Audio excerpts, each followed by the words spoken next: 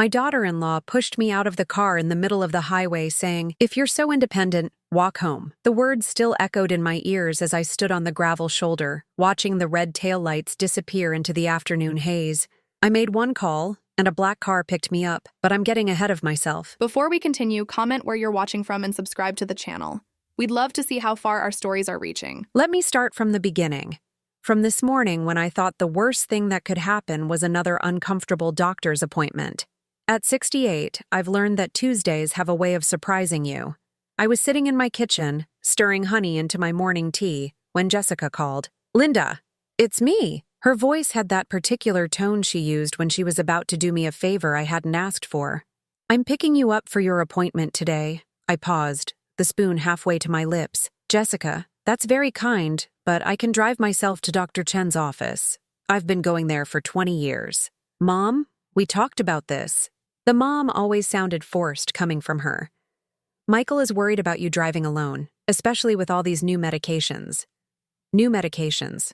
I was taking the same blood pressure pill I'd been on for 3 years, but Jessica had a way of making everything sound more dramatic than it was. "I feel perfectly fine," I said, but I could already hear the futility in my own voice.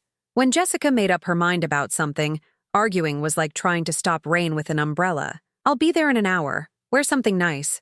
Dr. Chen's office has gotten so upscale lately." The line went dead before I could respond. I stared at the phone for a moment, then looked down at my comfortable blue sweater and dark slacks. What was wrong with what I was wearing? An hour later, Jessica's white SUV pulled into my driveway with the aggressive confidence she brought to everything. I watched through the window as she checked her reflection in the rearview mirror, adjusting her blonde hair with practiced precision. I grabbed my purse and locked the front door, noting how the autumn leaves had started to gather on my porch. I'd need to rake them soon. Robert used to handle the yard work, but that was 3 years ago now. "You look tired," Jessica said as I settled into the passenger seat. She was wearing one of those athleisure outfits that probably cost more than my grocery budget for a month. "Are you sleeping okay?" "I sleep fine." I fastened my seatbelt, already feeling the familiar knot forming in my stomach that came with Jessica's company. She pulled out of the driveway with a little more speed than necessary. "Michael mentioned you called him at 2 in the morning last week." I turned to look at her. "I never called Michael at 2 in the morning. He said you sounded confused. Asked him what day it was." She glanced at me with those pale blue eyes that always seemed to be evaluating something. "Don't you remember?" The knot in my stomach tightened. I didn't remember calling Michael at all last week, let alone in the middle of the night. But Jessica said it with such certainty that for a moment, I wondered if I was forgetting things. "Maybe it was a wrong number," I said. "Maybe." But her tone suggested she didn't believe that for a second. The drive to Dr. Chen's office usually took 15 minutes, but Jessica took a route through downtown that I didn't recognize. We passed the old antique shop where I used to work, now converted into a trendy coffee place with mismatched furniture and exposed brick walls. "Remember when you worked there?" Jessica asked, following my gaze. "Michael told me you used to manage the inventory. Must have been simpler times." Simpler times. As if working full-time while raising a son as a single mother after Robert's first heart attack had been simple. As if learning to appraise furniture and negotiate with suppliers had been easy. "I enjoyed that work," I said. "Oh, I'm sure you did. It's just that nowadays, with computers and digital systems, retail management is so much more complex. Thank goodness you don't have to worry about that anymore." There it was again. That subtle suggestion that I was somehow past my prime, unable to keep up with the modern world. Jessica had a gift for making these comments sound like compliments. We pulled into the medical center parking lot, and Jessica immediately began scanning for a spot close to the entrance. "We don't want you walking too far," she explained, as if I were made of glass. In the waiting room, Jessica positioned herself between me and the reception desk. When the nurse called my name, Jessica stood up with me. "I'll come back with you," she announced. "You know how you sometimes forget to mention important symptoms." I didn't forget to mention symptoms. I'd been managing my own healthcare since before Jessica was born, but she was already following me down the hallway, her fitness tracker beeping with each step. Dr. Chen greeted me with his usual warm smile. Samuel Chen had been my physician for 20 years, had seen me through Robert's death and my own health challenges. He was one of the few people who still treated me like the competent adult I'd always been. "How are you feeling, Linda?" he asked, settling behind his desk. I'm doing well, I began, but Jessica interrupted. Actually, doctor, I'm concerned about some changes I've noticed. She leaned forward in her chair. Linda's been having memory issues, forgetting conversations, calling people in the middle of the night, getting confused about dates. Dr. Chen's eyebrows rose slightly. He looked at me. Are you experiencing memory problems, Linda? No, She doesn't always realize it, Jessica said quickly. That's part of the problem, isn't it? When people start having cognitive issues, they often don't recognize the symptoms themselves. I felt heat rise in my cheeks. Jessica, I'm perfectly capable of speaking for myself. Of course you are. She reached over and patted my hand in a way that felt more condescending than comforting. I just want to make sure Dr. Chen has all the information he needs. For the next 20 minutes, Jessica fielded most of Dr. Chen's questions, describing incidents I didn't remember and symptoms I didn't have. When he asked about my medications, she pulled out a notebook and read from a list that included supplements I'd never taken. I think we should consider some cognitive testing, she suggested, just to establish a baseline, for peace of mind. Dr. Chen looked thoughtful. Linda, how do you feel about that? I wanted to say that I felt like I was being ambushed, that I felt like Jessica was painting a picture of a confused old woman that bore no resemblance to who I actually was. Instead, I heard myself saying, I suppose it couldn't hurt. Wonderful, Jessica said, making a note in her phone. I'll coordinate with your office to schedule that. The drive home was worse than the drive there. Jessica was in full caretaker mode, speaking slowly and clearly as if I might not understand normal conversation. I think Dr. Chen is right to be cautious, she said as we turned onto Maple Street. It's better to catch these things early. What things? I asked. You know, age-related cognitive decline, memory issues. It's completely normal for someone your age. Someone your age. I was 68, not 98.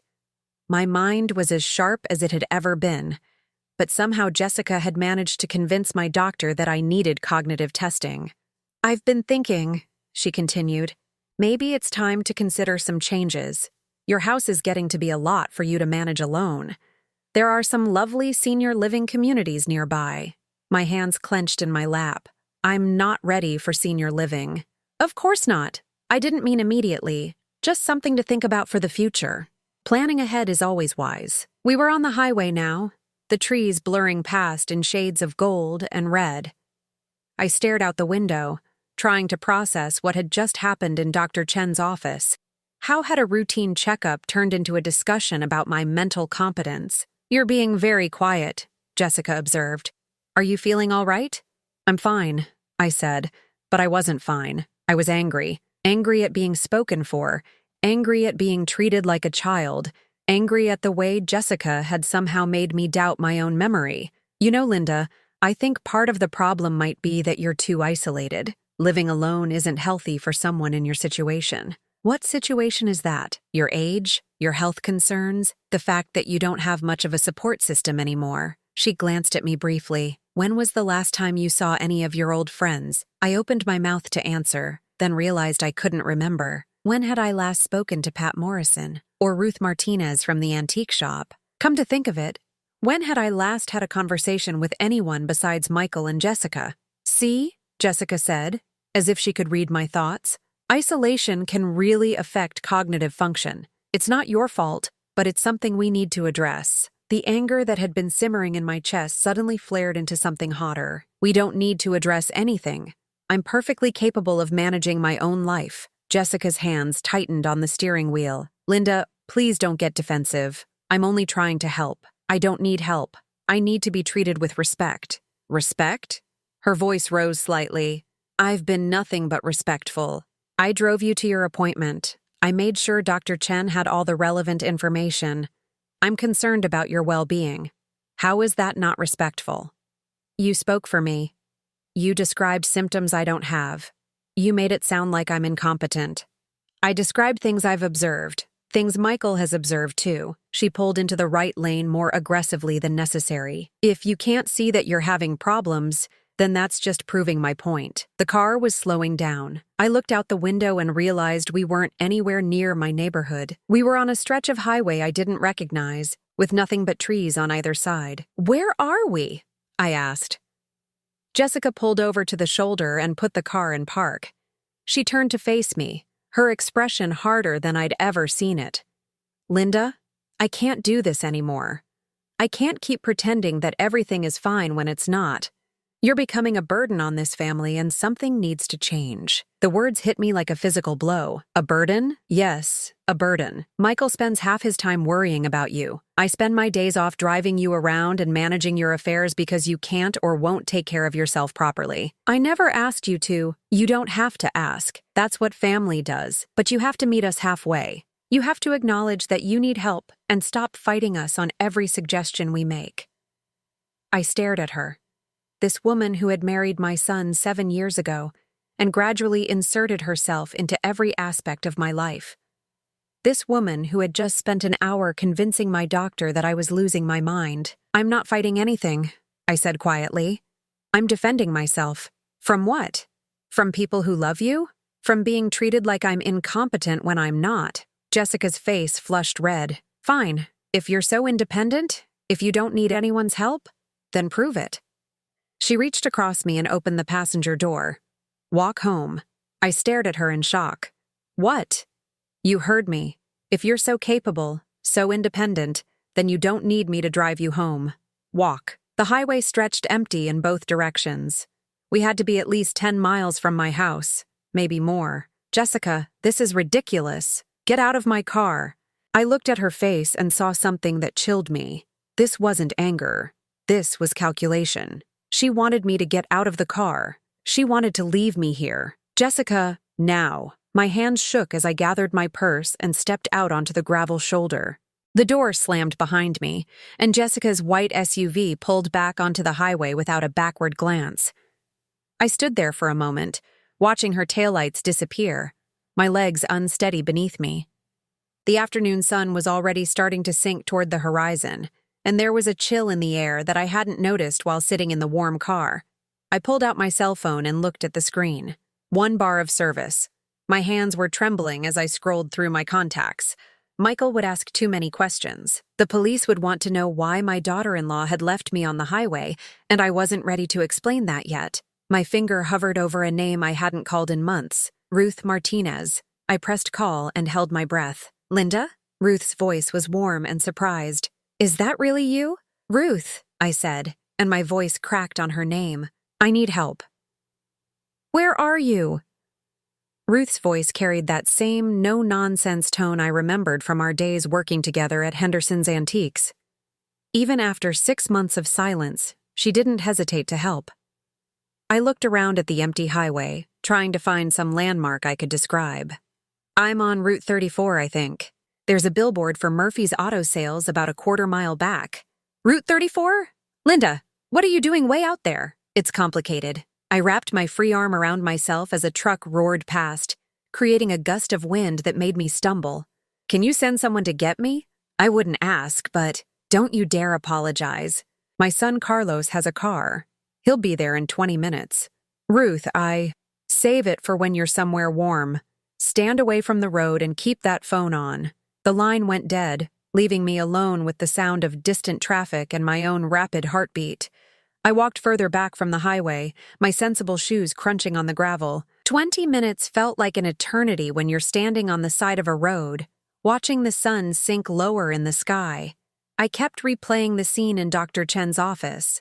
Jessica's voice describing a woman I didn't recognize. Memory issues.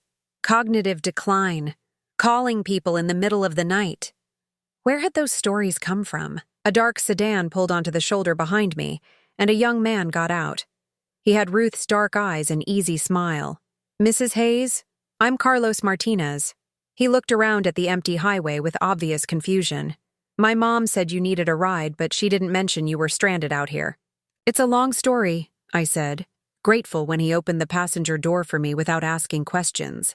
The interior of his car was warm and smelled faintly of coffee. Carlos adjusted the heater and pulled back onto the highway. "Mom's waiting at her house," he said. "She's making that tea you like. Earl Grey with honey, right?" I was surprised he remembered. "That's very kind. She was excited to hear from you. Said it's been too long. Too long. 6 months since I'd last spoken to Ruth, my closest friend for 15 years. How had that happened? Carlos glanced at me in the rearview mirror. Are you okay? You look a little shaken up. I'm fine, I said automatically, then caught myself. That was what I always said now. I'm fine, even when I wasn't. Ruth's house looked exactly the same as I remembered, a small blue ranch with white shutters and flower boxes that she replanted every season. She was waiting on the front porch before Carlos had even turned off the engine. Linda Catherine Hayes, she said, pulling me into a hug that smelled like vanilla and determination. You look like you've seen a ghost. Ruth was 2 years younger than me, but carried herself like someone who had never doubted her place in the world. Her gray hair was cut in a practical bob, and she wore the same style of comfortable clothes she'd favored for years. Being near her felt like coming home. Thank you for sending Carlos, I said. I didn't know who else to call. You call me, always. She guided me toward the house with a firm hand on my elbow. Now tell me why my best friend was stranded on Route 34 like a hitchhiker. Inside, her living room was exactly as I remembered. Overstuffed furniture in shades of green and gold, family photos covering every surface, and books stacked on the coffee table. Ruth pressed a mug of hot tea into my hands and settled into the chair across from me. Start from the beginning, she said. So I did. I told her about Jessica insisting on driving me to the doctor, about being spoken for during the appointment, about the suggestion of cognitive testing and senior living communities. I told her about the argument in the car and Jessica's final words. If you're so independent, walk home. Ruth's expression grew darker as I spoke. When I finished, she was quiet for a long moment. How long has this been going on? She asked finally. Today was the worst, but I paused, trying to organize my thoughts. She's been making comments for months, little things, suggesting I'm forgetful, that I need help with decisions, that living alone isn't safe. And you believed her? I started to wonder. The admission felt like a confession. When someone keeps telling you something's wrong with you, you begin to question yourself. Ruth leaned forward. Linda, 6 months ago, you were keeping track of inventory for 3 estate sales simultaneously. You could tell me the maker and approximate date of any piece of furniture just by looking at it. Does that sound like someone with memory problems? I thought back to our last conversation, sometime in the spring. We'd been discussing a Victorian dining set that had come through the shop, and I'd identified the manufacturer from a barely visible maker's mark. No, I said slowly. It doesn't. So what changed? When did you stop trusting your own mind? I tried to pinpoint when the doubt had started creeping in. Jessica began spending more time with me after Michael got that promotion. Said she wanted to help out more, be a better daughter-in-law. Help out how? Driving me places, organizing my medications, calling to check on me every day. As I said it, I realized how it sounded. Not helpful, controlling. Ruth stood up and began pacing, a habit I remembered from our problem-solving sessions at the antique shop. Linda, think about this practically. What would happen if everyone believed you were having memory problems? The question sent a chill through me. I suppose people would think I needed supervision. What kind of supervision? Help with finances, maybe. Medical decisions. I paused. Living arrangements. And who would provide that supervision? The answer hit me like cold water. Michael. And Jessica. Ruth stopped pacing and looked at me directly. Linda, I need to tell you something, and you're not going to like it. My hands tightened around the tea mug. What? 3 weeks ago, Jessica came to see me at the shop, said she was worried about you. Wanted to know if I'd noticed any changes in your behavior. The room seemed to tilt slightly. What did you tell her? I told her you seemed fine to me, but that I hadn't seen you in a while. Then she asked me if you'd ever mentioned having financial difficulties, or if you'd seemed confused about money when we worked together. Financial difficulties? I repeated. Why would she ask about that? That's what I wondered. She also asked about your relationship with Michael when he was younger, whether you'd been overprotective, whether you'd had trouble accepting his independence. I stared at Ruth, trying to process what she was telling me. She was gathering information about me, building a case. That's what it sounds like to me. But why? What does she gain from making people think I'm incompetent? Ruth sat back down, her expression grim. Who inherits everything if something happens to you? Michael, of course. He's my only child. And who has the most influence over Michael? The pieces were clicking into place with horrible clarity. Jessica? Linda? I think your daughter-in-law has been working very hard to paint a picture of you as someone who can't take care of herself, someone who needs to be managed. But I can take care of myself. I pay my bills. I maintain my house. I drive safely. I know that. You know that. But if enough people start believing otherwise. Ruth let the sentence hang in the air. I thought about Dr. Chen's expression during the appointment, how he'd looked at me with new concern after Jessica's descriptions. How many other people had Jessica spoken to? How many seeds of doubt had she planted? There's something else, Ruth said quietly. After Jessica left the shop that day, I called your old boss at Henderson's. Just curious, you know? He said Jessica had been there too, asking about your work performance in your final years. What did he tell her? That you were one of the most competent employees he'd ever had. Sharp as a tack until the day you retired. Ruth smiled slightly. I don't think that was the answer she was hoping for. We sat in silence for a few minutes, the weight of realization settling over me. My daughter-in-law hadn't been trying to help me. She'd been systematically undermining me. What do I do now? I asked. First, you stop questioning yourself. You're not losing your mind, Linda. You're being manipulated. Ruth reached across and squeezed my hand. Second, you start fighting back. How? By remembering who you are. By taking back control of your own narrative. Ruth stood up again. And by figuring out what Jessica doesn't want you to know. What do you mean? People don't go to this much trouble unless they have something to hide, or something to gain. Ruth's eyes were sharp with the same intelligence that had made her such a good appraiser. What do you know about your financial situation, Linda? Really know? I thought about it. Since Robert's death, I'd been living modestly on his pension and Social Security. Michael handled the paperwork for the life insurance payout, said it was all invested safely. I trusted him to manage things properly. Not as much as I should, I admitted. Then that's where we start. Tomorrow we're going to the bank. We're going to get copies of all your accounts, all your investments, everything. Ruth's voice was firm. We're going to find out exactly what Jessica is so interested in. But what if she's right? What if I really am having problems and just don't realize it? Ruth looked at me with the patience of a woman who'd spent decades evaluating valuable objects that others had overlooked. Linda, tell me what you had for breakfast this morning.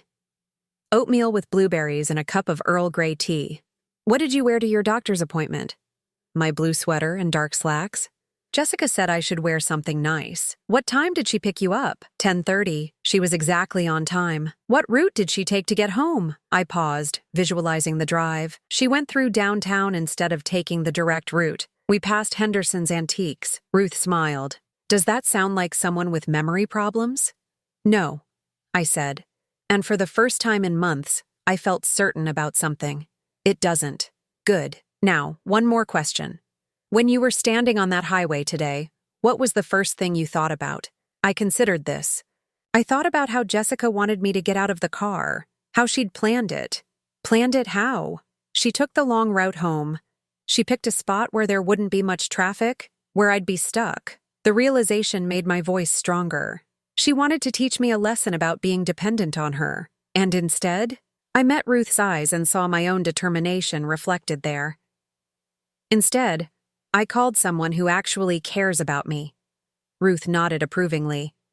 Tomorrow, we start getting your life back. But tonight, you're staying here.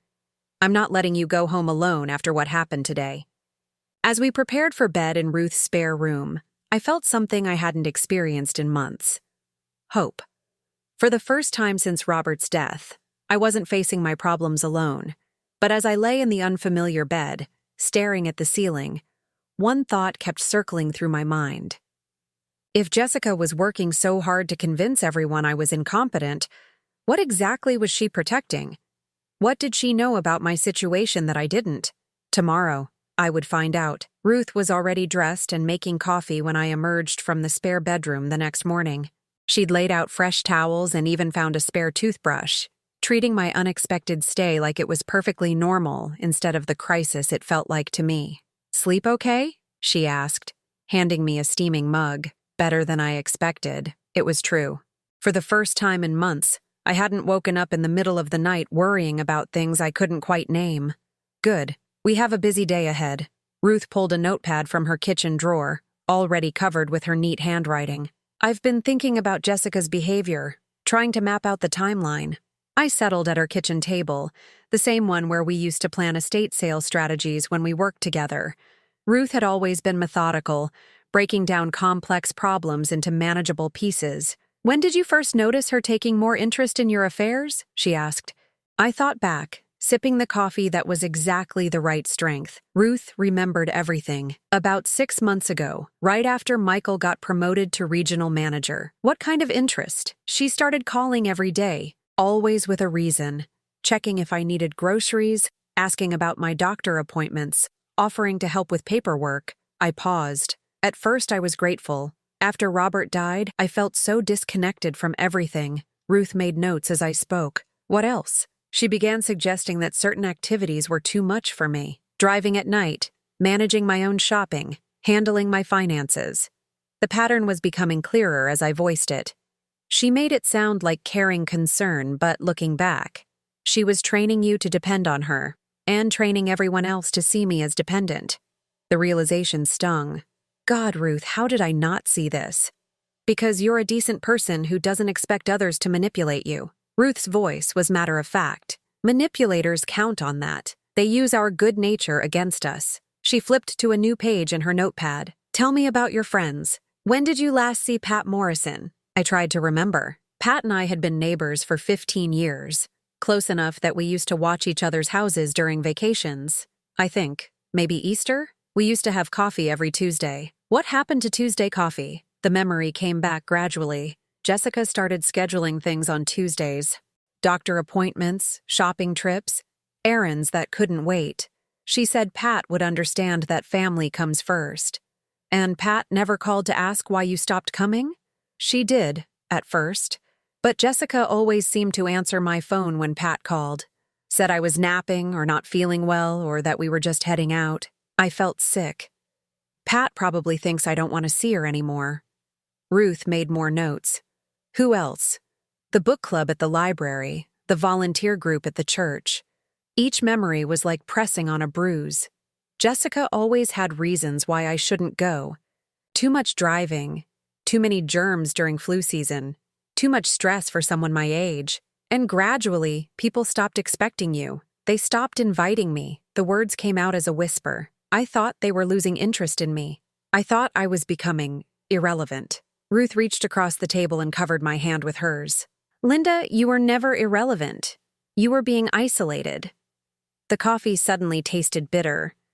How many people has she talked to? That's what we need to find out. But first, we're going to the bank. Ruth checked her watch. They open in an hour. Ruth, I don't even know what questions to ask. I do. 25 years of managing antique sales taught me how to spot financial irregularities. She stood up and headed toward her bedroom. Trust me on this. An hour later, we sat across from Margaret Coleman, the branch manager at First National Bank. Margaret had helped me with paperwork after Robert's death, and she greeted me with professional warmth. What can I do for you today, Mrs. Hayes? I'd like to review all my accounts, I said, grateful that Ruth had coached me on what to say. I want to understand my complete financial picture. Margaret's fingers moved efficiently across her keyboard. Let me pull up your information. You have a checking account, savings account, and the investment account that was transferred after your husband's passing. Investment account? I looked at Ruth, then back at Margaret. Can you tell me more about that? Certainly. It's a substantial portfolio, primarily in blue-chip stocks and municipal bonds. Very conservative approach. Margaret turned her screen so I could see the numbers. My breath caught. The account showed a balance I'd never seen before, never known existed. That can't be right, I said. Margaret checked her screen again. This shows the account was transferred to your name in March 2022, after the probate was completed. The balance has actually grown quite nicely over the past 3 years. Who's been managing the account? Ruth asked.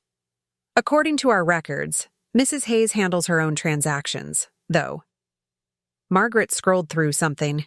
It looks like there's a power of attorney on file for investment decisions. A what? I felt the room spinning slightly. A limited power of attorney, signed by you last October. It gives Michael Hayes authority to make investment decisions on your behalf. Margaret looked concerned. You don't remember signing this? I never signed any power of attorney. My voice was barely audible. Margaret printed out several pages of documents. This is your signature on file, Mrs. Hayes. Notarized and witnessed. I stared at the signature. It looked like mine, but I had no memory of signing any such document. Who witnessed it? Jessica Hayes and, let me see, a Jennifer Walsh. Ruth leaned forward. Do you know who Jennifer Walsh is? I've never heard that name before. I studied the documents, my hands shaking. This signature, it looks like mine, but you didn't sign it, Ruth finished. Margaret, can you tell us about any recent investment activity? Margaret's expression grew more serious as she scrolled through the account history. There have been several transactions in the past month. Large transfers to a money market account. How large? I asked. Approximately $40,000. The number hit me like a physical blow. $40,000? Where did it go? The money market account is joint, between you and Michael Hayes. The transfers were authorized using the power of attorney. Ruth was taking notes furiously. Can you see who initiated these transfers? The requests came through our phone banking system. According to the records, the calls came from Jessica Hayes, acting under the power of attorney. I couldn't speak. Jessica had been moving my money around, using a document I'd never signed, with authority I'd never given her. Margaret, Ruth said, her voice carefully controlled. What would Mrs. Hayes need to do to revoke this power of attorney? She would need to provide written notice to the bank and to the person named in the document. She might also want to consider filing a police report if she believes the document was forged. Police report. The words echoed in my head. My daughter-in-law had forged my signature and stolen my money, and I was going to have to involve the police. Can you freeze any further transactions on that account? Ruth asked. Absolutely. I'll put a hold on the account immediately and flag it for investigation. Margaret's professionalism couldn't hide her concern. Mrs. Hayes, I have to ask, are you in a safe situation? Sometimes financial elder abuse is accompanied by other forms of abuse. Elder abuse. The term made me feel small and vulnerable, exactly the way Jessica wanted me to feel. I'm staying with Ruth, I said. I'm safe. As we left the bank, my legs felt unsteady. Ruth guided me to a bench outside and sat beside me while I tried to process what we'd learned. She stole from me, I said finally. She forged my signature and stole $40,000. Yes, she did. And she convinced me I was losing my mind so I wouldn't notice.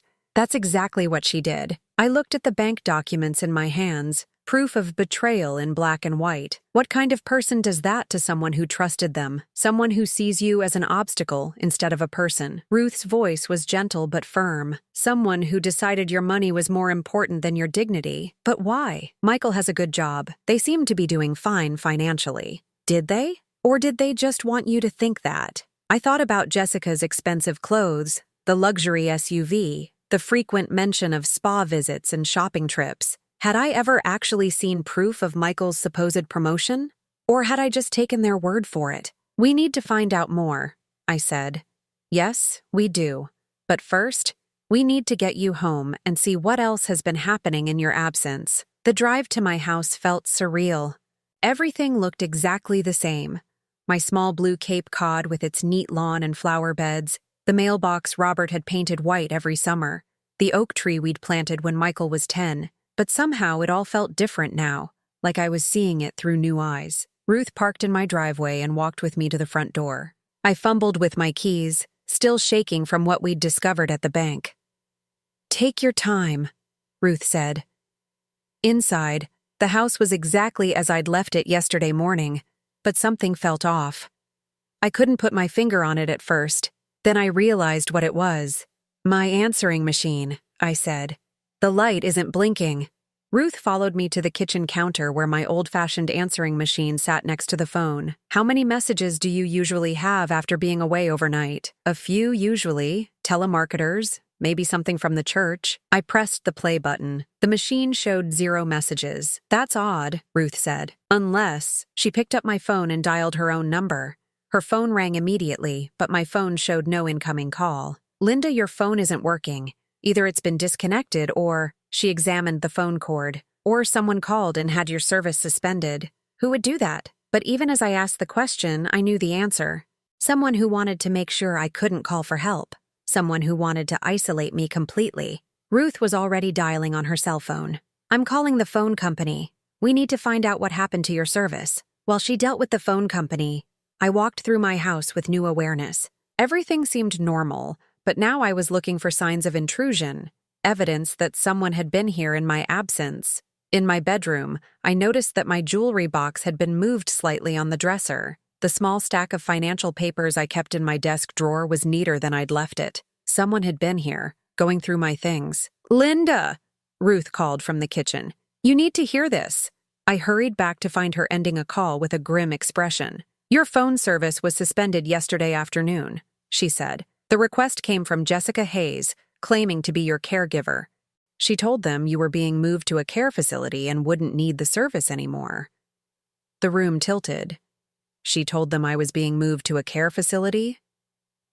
That's what the representative said. The order was to disconnect service effective immediately. I sank into a kitchen chair, overwhelmed by the scope of Jessica's planning. She was preparing for me to disappear. It looks that way. The question is, disappear where? As if in answer to her question, my cell phone rang. The caller ID showed Michael's number. "Don't answer it yet," Ruth said quickly. "We need to think about what you're going to say." But I was already reaching for the phone. I needed to hear my son's voice, needed to know if he was part of this, or if he was as much a victim as I was. "Hello, Michael." "Mom, thank God. Jessica said you had some kind of episode yesterday and wandered off from the doctor's office." His voice was tight with worry. "Where are you? We've been looking everywhere." I looked at Ruth, who was listening intently. "I'm fine, Michael. I'm at Ruth's house." "Ruth's?" "Mom, you haven't talked to Ruth in months. Jessica's been trying to call you all night, but your phone goes straight to voicemail." My phone service was disconnected. "Disconnected? That doesn't make sense. Why would—" He paused. "Mom, are you confused? Jessica said you seemed really disoriented yesterday. She's worried you might be having some kind of medical emergency." And there it was. Jessica's story, already planted and growing in my son's mind. I was a confused old woman who had wandered away from medical care and couldn't be trusted to understand her own situation. "Michael," I said carefully, "I need to ask you something, and I need you to tell me the truth. Did you get a promotion to regional manager?" "What? Mom, what does that have to do with anything? Did you get promoted or not?" A long pause. "No, Mom. I'm still in the same position I've had for 2 years. Why are you asking about that?" My heart sank. Another lie. Another piece of the elaborate story Jessica had been telling. "We need to talk," I said. "All 3 of us, but not at home. Can you meet us somewhere?" "Mom, I think you should come home. Jessica's really worried, and maybe we should call Dr. Chen." "Michael," I interrupted him, putting every ounce of authority I'd ever possessed as his mother into my voice. "Meet us at Riverside Diner in 1 hour. Come alone." "But, Jessica—" "1 hour, Michael. Alone." I hung up before he could argue, my hands trembling but my voice steady. Ruth was watching me with approval. Good. It's time he heard the truth. But as we prepared to leave for the diner, I couldn't shake the feeling that we were walking into something bigger than either of us had imagined. Jessica's web of lies was more extensive than I'd thought, and I was beginning to suspect that what we'd discovered so far was just the beginning. Michael was already sitting in a corner booth when Ruth and I arrived at Riverside Diner. He looked terrible. Dark circles under his eyes, his usually neat hair disheveled, his shirt wrinkled like he'd slept in it. When he saw me, relief and confusion warred across his face. "Mom," he stood up and hugged me tightly. "Jessica said you just disappeared from the doctor's office. She looked everywhere for you." I let him hold me for a moment, remembering when he was small and would run to me with scraped knees and hurt feelings. My son. Whatever else was happening, I had to believe he wasn't intentionally part of Jessica's scheme. "Hello, Ruth," he said as we slid into the booth. "I'm surprised to see you here. Mom said you two had lost touch." "We had," Ruth replied carefully. "Sometimes it takes a crisis to reconnect old friends." Michael ordered coffee but didn't touch it when it arrived. His eyes kept darting between Ruth and me, as if he were trying to solve a puzzle with missing pieces. "Mom, I need to understand what happened yesterday. Jessica said you seemed confused at the doctor's office, and then when she turned around, you were gone. Is that what she told you? I kept my voice steady. That I wandered off? She said Dr. Chen was concerned about your cognitive function, that you'd been having memory problems. She was trying to help you to the car when you just disappeared. I looked at my son, this man I'd raised to value honesty above all else, and saw that he genuinely believed Jessica's version of events. Michael, Dr. Chen didn't examine me. Jessica did all the talking during that appointment. She described symptoms I don't have and suggested cognitive testing I don't need. But Mom, you have been forgetful lately. Jessica's told me about incidents. What incidents? I interrupted. Tell me exactly what she said. Michael shifted uncomfortably. She said you called me at 2 a.m. last week, confused about what day it was. I never called you at 2 a.m, and that you forgot about our dinner plans on my birthday. You canceled those plans because Jessica was sick. And that you've been having trouble managing your medications, putting them in the wrong containers. Michael. I reached across the table and took his hand. None of that happened. Not one single incident Jessica described to you actually occurred.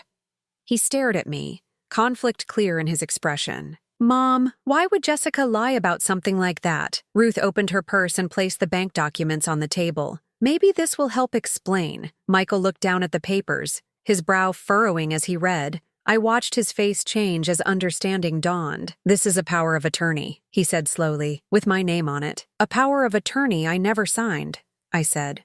One that's been used to transfer $40,000 from my investment account. $40,000. Michael's voice trailed off. He looked up at me with something that might have been horror. Mom, I swear to you I never authorized any transfers. I didn't even know you had an investment account, but Jessica did. Ruth's voice was quiet but firm. She's been making transactions using that forged document. Michael was scanning the papers, his face growing paler. This signature, it looks like yours, but I didn't sign it. Just like I never called you in the middle of the night, never forgot your birthday dinner, and never had trouble with my medications. I leaned forward. Michael, your wife has been systematically lying to both of us. But why? What would she gain from— He stopped mid-sentence, his eyes widening. Oh God, the credit cards. What credit cards? Ruth asked. Michael put his head in his hands. Jessica's been spending a lot lately. New clothes, spa treatments, that expensive gym membership. When I asked about it, she said her mother was helping out financially. Her mother doesn't have money, I said. You told me she works at a grocery store. She does. I never questioned it because— He looked up at me with anguish. Because Jessica said you'd offered to help with some of our expenses, as a gift. She said you wanted to make sure we were comfortable. The pieces clicked into place with sickening clarity. She's been stealing from me and telling you it was gifts. A $40,000 in gifts? Michael's voice cracked. Mom, I would never have accepted that kind of money from you, even if you'd offered. I know you wouldn't. I squeezed his hand. That's why she didn't tell you the real numbers. Ruth cleared her throat gently. Michael, there's something else. Your mother's phone service was disconnected yesterday. Jessica told the phone company that Linda was being moved to a care facility. A care facility? Michael looked stricken. That's impossible. We never discussed anything like that. She's been preparing for it, I said. Building a case that I'm incompetent. Isolating me from friends. Creating emergencies that make me seem incapable of caring for myself. Michael was quiet for a long moment, staring at the documents. When he spoke again, his voice was barely audible. Yesterday morning, before she left to pick you up, Jessica made a phone call. I heard her talking about assessment procedures and documentation. I thought it was work-related. What kind of work does Jessica do? Ruth asked. She's a fitness instructor. Why would she be talking about assessments? Michael's eyes widened. Unless she was talking about psychological assessments. The implications hung in the air between us. Jessica hadn't just been stealing money and lying about my mental state. She'd been actively researching how to have me declared incompetent. Michael, I said gently, I need to ask you something difficult. Has Jessica ever suggested that I shouldn't be living alone? Yes, but I thought she was just concerned about your safety. Has she mentioned senior living facilities? She's brought up some brochures, said we should start thinking about the future. Has she talked about what would happen to my house if I moved? Michael's face crumpled. She said it would be smart to sell it while the market was good. That the money could go toward your care. He looked up at me with dawning horror.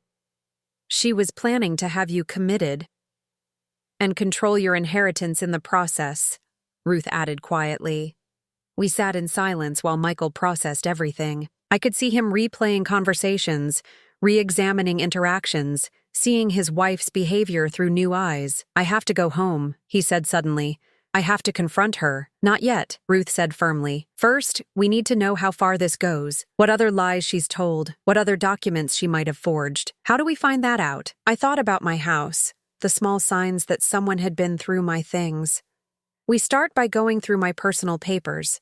Everything. Robert kept meticulous records, and if Jessica's been forging documents, there might be other discrepancies. What kind of records? Michael asked. Insurance papers, property deeds, bank statements. Your father was paranoid about keeping documentation. A memory surfaced suddenly. There's a safety deposit box. Robert made me promise to check it if anything ever seemed wrong with our finances. Ruth and Michael both looked at me sharply. You never mentioned a safety deposit box, Michael said. I'd forgotten about it until now. Robert said it was for emergencies only. I tried to remember the details. He said if anyone ever tried to manipulate me financially, everything I needed would be in that box. What bank? Ruth asked. Not the same one where my accounts are, a different bank downtown. Security First National. Michael was already reaching for his phone. We should go there now. They're closed by now, Ruth pointed out. But first thing tomorrow morning. As we prepared to leave the diner, Michael caught my arm. Mom, I'm so sorry. I should have questioned things more. I should have protected you. You were being manipulated too, I said. She used your love for me against both of us. Where are you staying tonight? You can't go home alone. She's staying with me, Ruth said, until we figure out how to handle this safely. Michael nodded gratefully. I'll meet you at the bank tomorrow. 10 o'clock? 10 o'clock, I agreed. As Ruth and I drove back to her house, I found myself thinking about Robert. He'd always been cautious about money, sometimes to the point of paranoia. I'd teased him about his elaborate filing systems and multiple bank accounts. Now I was grateful for his foresight. Ruth, I said as we pulled into her driveway. What if there's more in that safety deposit box than just financial records? What do you mean? So, Robert was a thorough man. If he was worried enough about financial manipulation to set up protections, he might have anticipated other problems too. Ruth turned off the engine and looked at me thoughtfully. You think he might have suspected something specific? I think Robert knew people better than I gave him credit for. I thought about my husband's quiet observations, his ability to read character. He never said anything directly, but he wasn't entirely comfortable with Jessica from the beginning. What makes you think that? Little things. The way he'd watch her during family dinners. Questions he'd ask about her background that seemed casual but weren't. I paused. And he updated his will 6 months before he died, right after Jessica joined the family. That's interesting timing. Very interesting. I looked up at Ruth's house, this sanctuary that had sheltered me for 2 days while I discovered the truth about my life.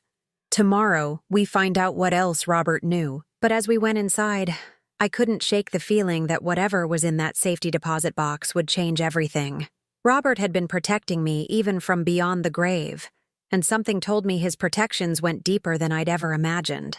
The question was, what had he seen in Jessica that I'd been too trusting to notice? The safety deposit box key felt cold in my palm as we waited for the bank manager to escort us to the vault. Michael sat beside me, fidgeting with nervous energy, while Ruth maintained her usual calm presence. None of us knew what we were about to find. Mrs. Hayes, a woman in a navy suit, approached us. I'm Patricia Wells, vault manager. I understand you need to access box 247? I nodded, showing her my identification and the small silver key I'd found in Robert's desk drawer that morning. It had been tucked inside an envelope marked, "For Linda's eyes only," in his careful handwriting. The vault was smaller than I'd expected, lined with gleaming metal boxes in various sizes. Patricia led us to a medium-sized box near the back and inserted her master key alongside mine. "I'll give you privacy," she said, placing the box on a small table. Take as much time as you need. When she left, the three of us stared at the metal box as if it might contain something dangerous. Whatever's in there, Michael said quietly. Dad put it there for a reason. I lifted the lid with trembling hands. The box was filled with documents, all neatly organized in folders labeled with Robert's precise handwriting. But what caught my attention first was a sealed envelope on top, addressed simply to Linda in Robert's familiar script. Read the letter first, Ruth suggested gently. I opened it carefully, unfolding pages of Robert's handwriting. His words, even on paper, felt like having him in the room with me again. My dearest Linda, I read aloud, if you're reading this, something has happened that made you question your own judgment about money or your mental capacity. I hope I'm wrong, but if I'm not, everything you need is in this box. Michael leaned closer. Keep reading, Mom. I've watched Jessica carefully since she joined our family, and I'm concerned about her relationship with money and her treatment of you. She's subtle, but I've seen the way she talks to you when she thinks no one is listening. The small criticisms, the suggestions that you're not capable of handling things yourself. My voice caught. Robert had seen what I'd been too blind to notice. I've also done some research into her background. Her previous relationships ended when the men involved found money missing or discovered financial irregularities. I hired a private investigator to confirm my suspicions. The full report is in this box. Dad hired a private investigator? Michael's voice was barely a whisper. I continued reading. Linda, you are one of the smartest, most capable women I've ever known. If someone is trying to convince you otherwise, they're lying. Trust yourself. Trust your instincts. And use what's in this box to protect yourself. The letter went on to detail the contents of the box: financial records, legal documents, and what Robert called insurance policies against manipulation. There's a folder marked Jessica Background, I said, looking through the contents, and another one labeled Legal Protections. Ruth picked up the investigator's report while Michael examined the legal documents. I opened the folder about Jessica with my heart pounding. The report was thorough and damning. Jessica Miller, not Hayes as I'd assumed, had been married twice before. Both marriages had ended in divorce, with the husband citing financial irregularities and emotional abuse. Her first husband, I read, filed a police report alleging that Jessica had forged his signature on loan documents and opened credit cards in his name. What happened with the charges? Michael asked, his face pale. They were dropped when she agreed to pay restitution and leave the state. I flipped through more pages. Her second husband reported similar issues: forged documents, unauthorized financial transactions, and what he described as systematic psychological manipulation. Ruth looked up from the documents she was reviewing. Linda, your husband created a trust, a very detailed ironclad trust that protects all your assets. What kind of trust? The kind that can only be dissolved by you personally, in the presence of 3 witnesses and 2 attorneys. No power of attorney can touch it. No guardianship proceedings can override it. Ruth's voice was filled with admiration. Robert made it impossible for anyone to take control of your finances without your explicit, witnessed consent. Michael was staring at another document. Mom, according to this, Jessica isn't even legally married to me. What do you mean? Her divorce from her second husband was never finalized. The paperwork was filed but never processed. He looked up at us with stunned eyes. Our marriage isn't valid. She's still married to someone else. The implications hit me like a wave. Not only had Jessica been stealing from me and manipulating both of us, but she'd been living a complete lie for 7 years. There's more, Ruth said grimly. She was holding what looked like surveillance photos. Your husband had Jessica followed for several weeks before he died. The photos showed Jessica entering and leaving various offices, a law firm, a medical facility, and what appeared to be a government building. According to the investigator's notes, Ruth continued, she was researching guardianship procedures, competency evaluations, and elder care facilities. 6 months before Robert died. She was already planning this, I whispered. Even before Robert passed away, she was figuring out how to have me declared incompetent. Michael slumped in his chair. 7 years. 7 years I've been living with someone who was planning to destroy my mother from the day she met me. Look at this, Ruth said, holding up another document. Robert left detailed instructions for you, Linda. He anticipated everything. The isolation, the gaslighting, even the possibility that she might convince Michael to doubt you. I took the papers with shaking hands. Robert's instructions were like a battle plan, complete with phone numbers for attorneys, contact information for trusted friends I'd lost touch with, and step-by-step guidance for reclaiming my life. He even included a letter for you, Michael, I said, finding an envelope with my son's name on it. Michael opened it with trembling fingers and read silently, his expression cycling through shock, grief, and anger. "What does it say?" I asked gently. "He's apologizing," Michael said, his voice thick with emotion. "Apologizing for not telling me his suspicions while he was alive. He says he didn't want to destroy my marriage based on hunches, but he wanted to make sure you were protected if his worst fears came true." Michael looked up at me with tears in his eyes. "He loved you so much, Mom, and he was trying to protect both of us." I thought about Robert, lying in his hospital bed during those final weeks, knowing he was leaving me vulnerable but doing everything he could to shield me from harm. The trust, the safety deposit box, the investigator's report, all of it had been his way of loving me even after he was gone. "There's one more thing," Ruth said quietly. "A document that Jessica doesn't know exists." She handed me a single sheet of paper. It was a copy of the deed to my house, with a stamp I didn't recognize. "Robert transferred the property into the trust 3 weeks before he died," Ruth explained. "Jessica and Michael have been living in a house that legally belongs to the trust, not to you personally. Even if she succeeded in having you declared incompetent, she couldn't touch the house. But she doesn't know that," I said slowly. "According to the investigator's final report, she's been operating under the assumption that the house is part of your personal estate. She has no idea about the trust protections." Michael was staring at the documents spread across the table. "What do we do now? I have to go home and face her. I have to pretend everything is normal until we figure out how to handle this legally." "No," I said firmly. "You don't have to pretend anything." Both Michael and Ruth looked at me in surprise. "I'm done hiding. I'm done being afraid of Jessica's reaction or worrying about keeping the peace." I gathered Robert's documents and put them back in the folders. "We're going to my house, all 3 of us, and we're going to have a conversation with Jessica about her future plans. Mom, that could be dangerous. If she realizes we know, she's going to realize it eventually anyway. Better to confront her on our terms than to wait for her to make the next move." I stood up, feeling stronger than I had in months.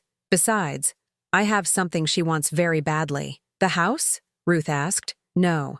I have the power to destroy her carefully constructed story. Once people know the truth about what she's been doing, about who she really is, she'll have no choice but to leave." Michael looked worried. "What if she doesn't go quietly?" I thought about Robert's letter, his faith in my ability to handle whatever came next. For 3 years, I'd been grieving the loss of my husband and questioning my own capabilities. But Robert's final gift to me wasn't just financial protection. It was the reminder of who I'd always been. "Then we'll handle whatever comes next, together." I looked at my son and my dearest friend, but I'm not going to live in fear anymore. I'm not going to question my own mind or apologize for taking up space in my own life. As we left the bank, I felt something I hadn't experienced since Robert's death: complete certainty about my own worth and capabilities. Jessica had tried to steal more than my money. She'd tried to steal my confidence, my relationships, my very sense of self. But some things can't be stolen. They can only be surrendered. And I was done surrendering anything to anyone. The black car that had rescued me from the highway 2 days ago was about to deliver me home, not as a confused old woman who needed managing, but as the matriarch of my own family, ready to reclaim everything that belonged to me. When a black car picked me up, I made one call, and Jessica's carefully constructed world began to crumble. Now, 3 days later, I sat at my kitchen table with a small wrapped box, waiting for her to come home. Michael had agreed to bring Jessica over for what he described as an important family discussion. He didn't tell her about the bank documents, the trust, or the private investigator's report. He simply said his mother had something important to give her. Ruth was in the living room, ostensibly reading a magazine, but actually serving as my witness and support. We'd agreed that whatever happened, I would handle it calmly and with dignity. No accusations, no drama. Just truth, presented clearly and without apology. At exactly 3 o'clock, I heard Michael's car in the driveway. Through the kitchen window, I watched Jessica emerge from the passenger seat, her movements sharp with irritation. Even from a distance, I could see the tension in her shoulders, the way she smoothed her hair with aggressive precision. They came through the front door without knocking, something that would have bothered me a week ago, but now seemed like a minor intrusion compared to everything else she'd done. "Mom," Michael called out. "We're here, in the kitchen," I replied, my voice steady. Jessica appeared in the doorway first, her eyes immediately scanning the room as if cataloging potential problems.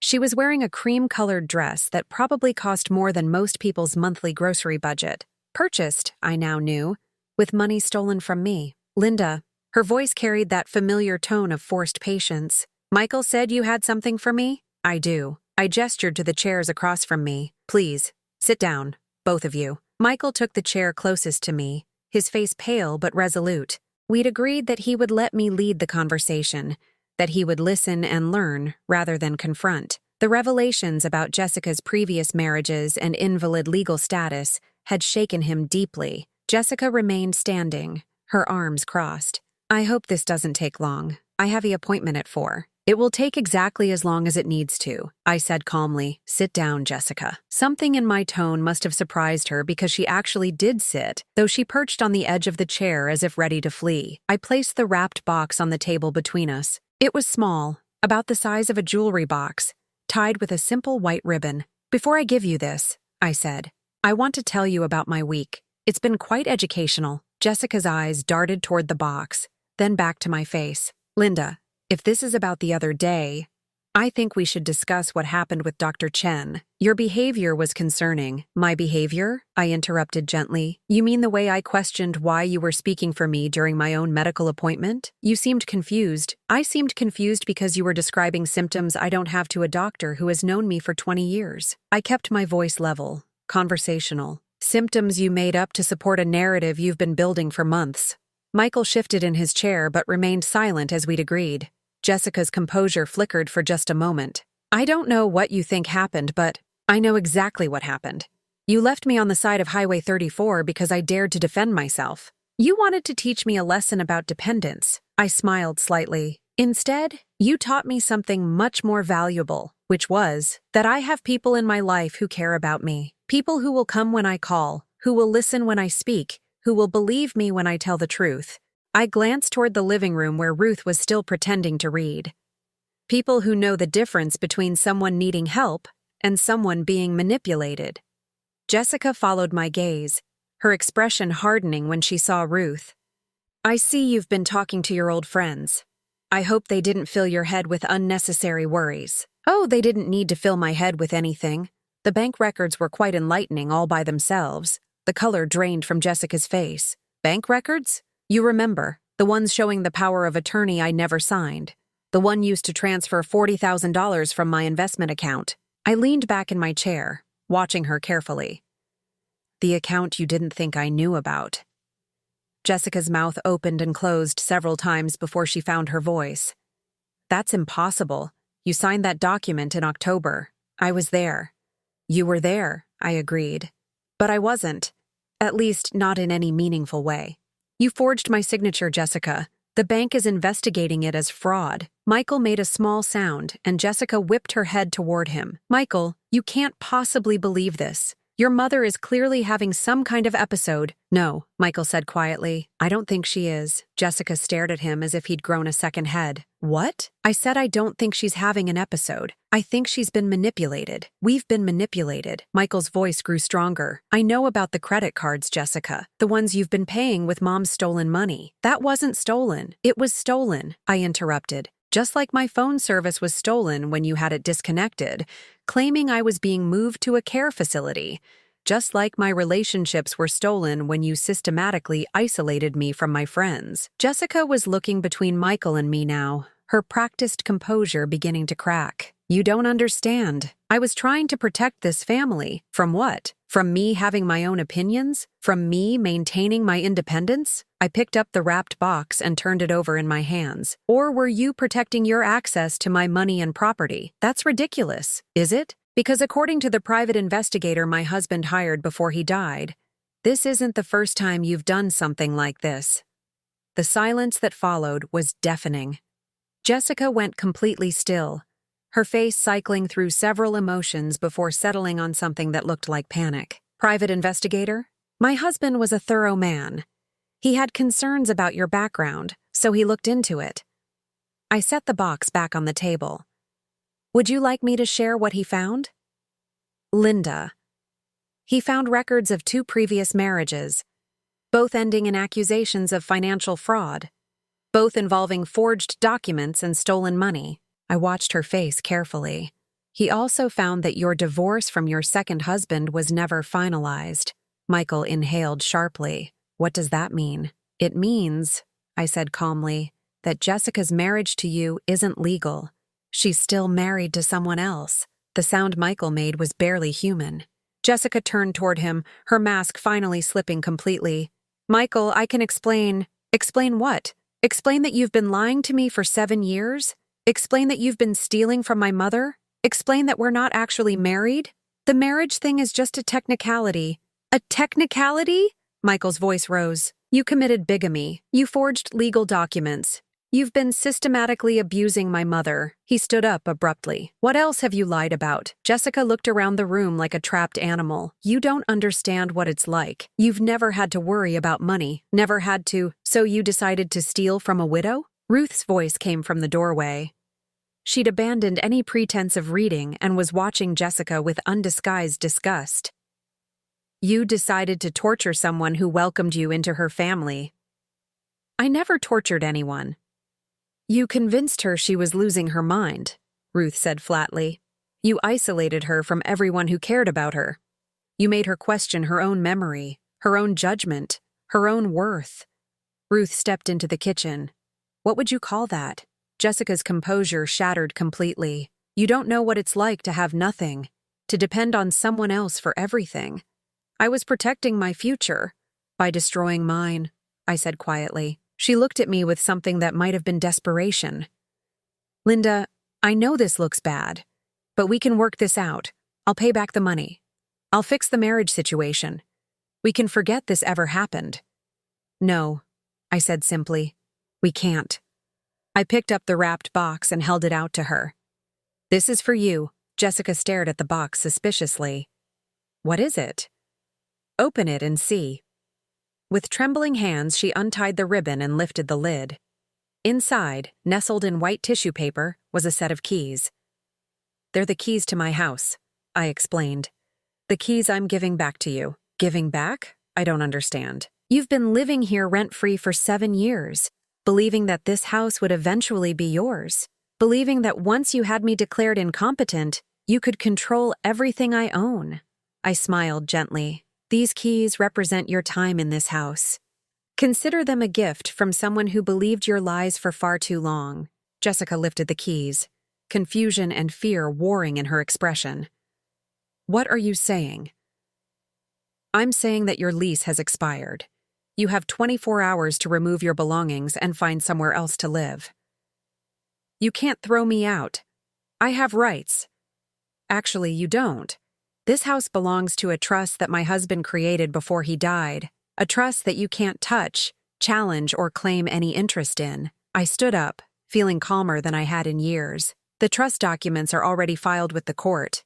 Your name appears nowhere in them. Michael was staring at me with something like awe. Dad protected the house? Your father protected everything. The house, the investments, even my right to make my own decisions. He made it legally impossible for anyone to take control of my life without my explicit consent. I looked at Jessica, who was clutching the keys like they might save her. He saw you coming from a mile away. Jessica's face went through a series of expressions: shock, anger, calculation, and finally, defeat. 24 hours, I repeated. After that, anything left in this house will be considered abandoned property. Where am I supposed to go? That's not my concern anymore. You're a resourceful woman. I'm sure you'll figure something out. Jessica stood up, the keys still in her hand. For a moment, I thought she might try one last manipulation, one final attempt to salvage her situation. Instead, she looked at Michael with something that might have been genuine regret. I did love you, she said quietly. In the beginning, I really did love you. No, Michael replied, his voice steady but sad. You loved what I could give you. There's a difference. After Jessica left, the house felt different. Lighter, somehow. Cleaner. Michael and Ruth and I sat in the living room, processing what had just happened. How do you feel? Ruth asked. I considered the question carefully. Free, I said finally. For the first time in 3 years, I feel completely free. Michael was quiet for a long moment. Mom, I'm so sorry. I should have seen what she was doing. I should have protected you. You were protecting me, I said gently. You were trying to be a good husband and a good son at the same time. She used that against both of us. What happens now? I looked around my living room, at the photographs of our family history, at the furniture Robert and I had chosen together, at the life I'd built and almost lost. Now we rebuild. We reconnect with the people who matter. We remember who we are when we're not being told who we should be. I smiled at my son and my dear friend, and we trust ourselves again. Later that evening, after Michael had gone home to his empty house and Ruth had returned to hers, I sat on my front porch with a cup of tea, watching the sunset over the neighborhood I'd thought I might have to leave.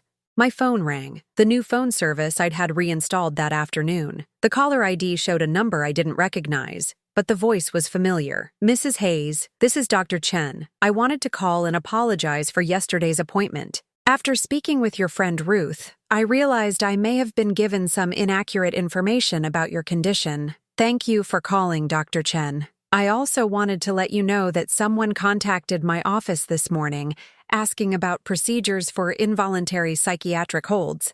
When I asked for clarification, the caller hung up, Jessica, making one last desperate attempt to salvage her plan. I appreciate you telling me, I said. Mrs. Hayes, in my professional opinion, you are one of the most mentally competent patients I have.